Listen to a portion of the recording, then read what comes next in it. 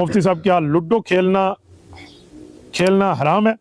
किसी ने कहा प्यारे नबी की हदीस में है कि लूडो जिस गेम में डाइस आ जाए वो हराम है। पता नहीं डाइस क्या है? डाइस चक्कर करते हैं?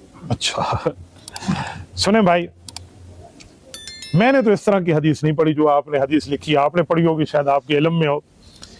हम खेल के लिए शरीयत के एक उसूल जिक्र करते हैं उलमा, मैं वो उसूल आपको बता देता हूँ। हर वो खेल खेलना जायज़ है जिस खेल से आपकी जिस्मानी तफरी होती हो, जिस्मानी जहनी तफरी हो, और उसमें कोई नमाज वगैरह का टाइम भी ज़ाया ना हो, और उसमें कोई गुनाह और शर्त वगैरह की बात भी ना हो, तो जायज़ है वो खेल, हर वो खेल।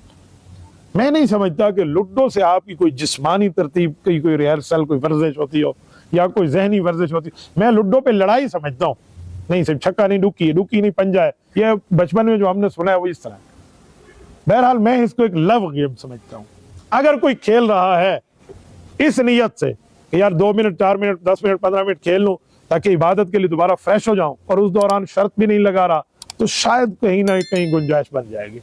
ठीक है, लेकिन आप अब ये ना कहना कि मुफ्ती ने लूडो को हलाल कर दिया है, मैं किसी वजह से आपको कह रहा हूँ। तो बाकी आजकल की जो लूडो की तरतीबें हैं ना, वो कुछ और है। ये शर्त के बगैर लोग खेलते नहीं है। शर्त है, जुआ है, किमार है, क्या क्या 2 नंबरियां चल रही होती, आखिर लड़ाई होकर उठती है वहां से। नहीं तू बेईमानी की थी, नहीं तू गोटियों को की थी, नहीं तू पिछू की थी, तो ये चीजें चल रही होती। इससे